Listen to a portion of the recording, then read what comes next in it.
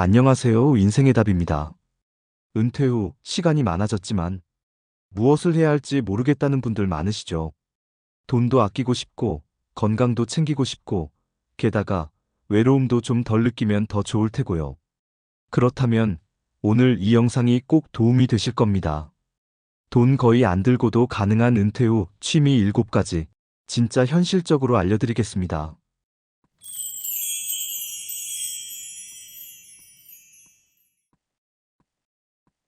첫째, 동네 걷기라고 말하면 너무 시시합니다. 이제는 동네 탐방을 해보세요. 아침 저녁으로 15분 걸으면서 동네에 새로 생긴 식당, 손님은 좀 많은지, 맛은 있어 보이는지 천천히 눈으로 다시 보는 겁니다. 익숙한 길도 천천히 보면 전혀 다르게 보입니다. 그리고 걷기는 체력과 우울증 예방에 최고입니다. 걸을수록 꽃피는 나무도 보이고 발 아래의 잡초도 아름다워 보입니다. 삶의 작은 즐거움이 보이기 시작합니다.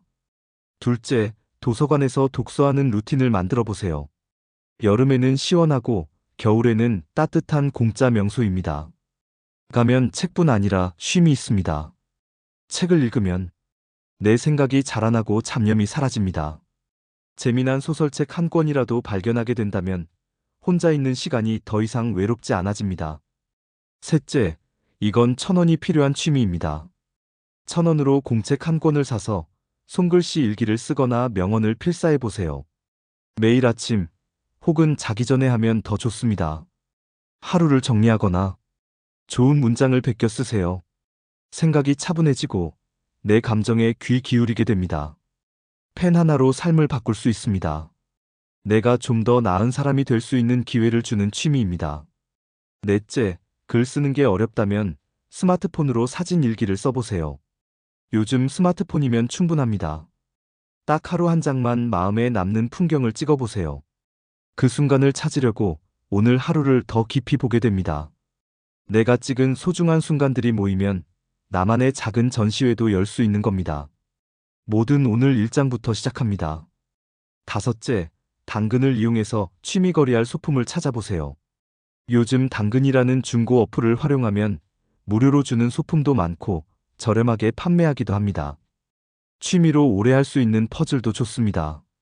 십자수도 좋고 컬러링북을 색칠하는 것도 좋습니다. 어디 멀리 가지 않아도 집에서 조용히 몰입할 수 있습니다. 손은 바쁘고 머리는 바빠집니다. 그리고 치매 예방에도 효과적입니다. 은퇴는 쉬는 시간이 아니라 새로운 나를 찾는 시간입니다. 돈보다 더 큰 가치는 바로 지속 가능한 행복입니다. 돈 없어도 할 수 있는 취미가 당신을 더욱 반짝이게 만들 겁니다.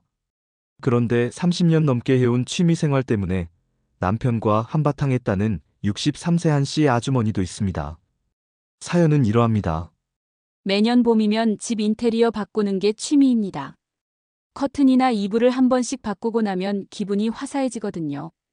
그런데 요즘 통장 잔고를 열었다 닫고 계산기를 두드리면 한숨부터 나옵니다. 은퇴하고 나니 뻔히 나가는 돈만 눈에 보이거든요. 그래도 친구들은 여전히 밝아요. 얼마 전엔 모임에서 같이 점심 먹는데 한 친구가 그러더라고요. 이번에 경주로 2박 3일 가기로 했어. 너도 가자. 웃으면서 넘겼지만 속으론 뜨끔했죠. 나 요즘 허리가 좀 안 좋아서. 그냥 이번엔 패스할게. 말은 그렇게 했지만 그게 무슨 허리 때문이겠어요.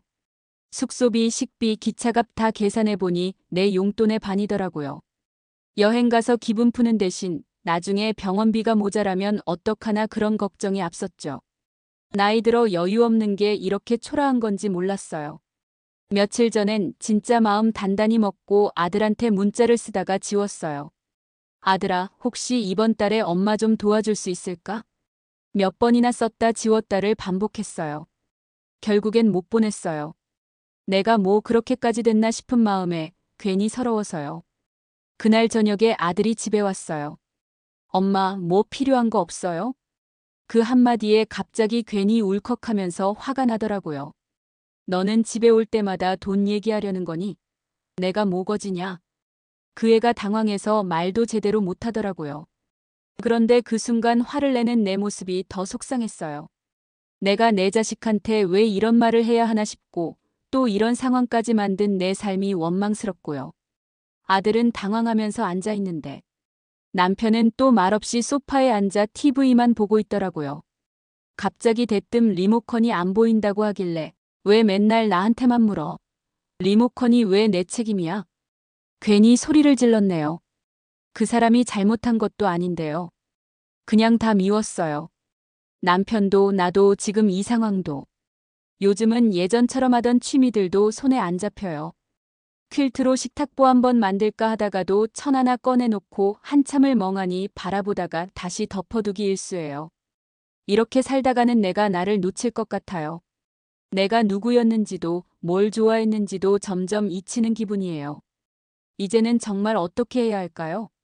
누구한테라도 털어놓고 싶어서 이렇게 사연을 남깁니다. 이렇게 다양한 취미 생활을 가지고 있지만 돈 때문에 마음에 어려움을 겪는 사람도 있습니다. 아무래도 나이가 들수록 수입이 없으니 돈에 예민해지기 마련이죠. 그렇다고 취미 생활을 접을 수는 없습니다. 본인이 느끼기에 돈이 많이 들어가는 취미 생활인 것 같다면 무료로 즐길 수 있는 다른 활동들을 찾아보는 것도 좋습니다. 나의 관심사는 늘 바뀌기 마련이고 새로운 일을 즐기면 호기심도 늘어나고 주의가 환기되니까요. 나이 들수록 취미 생활이 없는 삶을 상상해서는 안 됩니다. 예로부터 유명한 인물들도 취미 생활을 해야 한다고 강조하고 있으니까요. 세계 2차 대전을 이끈 영국 총리인 원스턴 처칠도 말했습니다. 진정으로 행복하고 안전하려면 두세 개의 진짜 취미를 가져야 한다고 말이죠. 데일리 카네기도 오늘을 열정적으로 살아가세요. 취미와 열정을 위한 시간을 마련하세요라고 말합니다. 어쩌면 세상에서 가장 슬픈 사람들은 아무것도 깊이 신경 쓰지 않는 사람입니다. 취미는 시간만 때우는 활동이 아니라 나를 돌보는 시간입니다. 그래서 본인이 사랑하는 일이 무엇인지 알고 거기에 몰두할 수 있어야 합니다. 유명한 인물을 비롯해서 세상 많은 사람들이 취미의 중요성과 그로 인한 삶의 풍요로움을 강조합니다. 그리고 나이 들어서 하는 취미는 뇌를 젊게 만드는데 도움도 줍니다. 취미를 즐길 시간이 없다, 돈이 없다 말하는 건 핑계가 될 수 있습니다. 돈 한 푼 안 들이고 뇌를 젊게 만드는 취미 생활도 많습니다. 첫째, 하루 10분만 소리내서 책 읽어보는 겁니다. 소리내어 읽으면 시각, 언어, 청각 영역이 동시에 자극됩니다. 이건 뇌 운동 중에서도 가장 효과적인 무료 피트니스입니다. 뇌도 열심히 움직여야 합니다. 둘째, 새로운 사람과 한마디씩만 대화해 보세요. 늘 대화하는 가족 말고 새로운 사람이 필요합니다. 마트 직원, 동네 할머니, 산책길에서 만난 귀여운 강아지의 주인도 좋습니다. 짧은 대화 한마디도 뇌를 각성시킵니다. 익숙한 사람 말고 처음 보는 사람이 뇌에는 더 효과적입니다. 셋째, 어릴 때나 지금이나 수학 싫어하는 분들 많죠? 그래도 다시 해봅시다. 하루 한 문제 수학 문제를 풀어보는 겁니다. 간단한 덧셈, 곱셈, 퍼즐 문제라도 직접 종이에 풀어보세요. 뇌는 숫자를 계산할 때 놀라울 정도로 활성화된다고 합니다. 수학 문제 푸는 취미라니 얼마나 근사하고 멋집니까? 넷째, 혼자서 기억하는 게임을 해보는 겁니다. 지금 바로 냉장고 안에 뭐가 있었는지 떠올려 보세요. 마트에서 산 물건들 순서대로 기억해 보세요. 이게 바로 실생활에서 할 수 있는 기억 훈련입니다. 꼭 거창한 것만이 취미 생활이 아닙니다. 내가 생활 속에서 가볍게 즐길 수 있는 행동도 취미 생활입니다. 돈 드는 일 하나 없으니까 하루 한 가지만이라도 도전해 봅시다. 나이 들수록 우리 삶은 느리지만 확실하게 바뀌어 가니까요. 오늘도 인생의 답과 유익한 시간 되셨기를 바라면서 지금까지 영상 시청해 주셔서 감사합니다. 내일 또 뵙겠습니다.